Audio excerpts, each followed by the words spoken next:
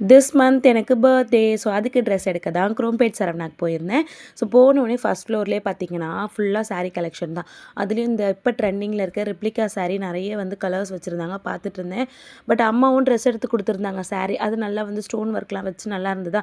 சரி நான் எடுக்கிற ட்ரெஸ் எல்லாமே கொஞ்சம் ஸ்கூலுக்கு வியர் பண்ணிட்டு போகிற மாதிரி காட்டன் சாரீ, பார்டர் சாரீ அந்த மாதிரி தான் வந்து எடுப்பேன். ஸோ அந்த மாதிரி டைப்ஸில் வந்து பார்த்துட்டு ஒரு சாரீ எடுத்துகிட்டு அப்படியே ஒவ்வொரு ஃப்ளோரையுமே பார்த்திங்கன்னா சுற்றி சுற்றி பார்த்துட்டு வந்தோம்.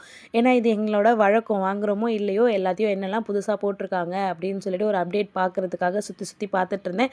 பட் எனக்கு எதுவுமே பெருசாக பிடிக்கல. நம்ம ஆன்லைன்லேயே நிறைய வாங்கியிருக்கலாமோ அப்படின்னு. பசங்களும் டாய் செக்ஷன்லாம் வந்து ஜாலியாக பார்த்துட்டு இருந்தானுங்க. சரி அவனுங்களுக்கு ஸ்டேஷ்னரி ஐட்டம்ஸ் ஏதாவது வாங்கி தரலான்னு நினச்சேன். பட் 9 o'clock மேலே ஆனதுனால நைட்டு வந்து பில்லிங்லாம் க்ளோஸ்டுன்னு சொல்லிட்டாங்க. இதுக்கப்புறம் எதுவும் வாங்க முடியாது.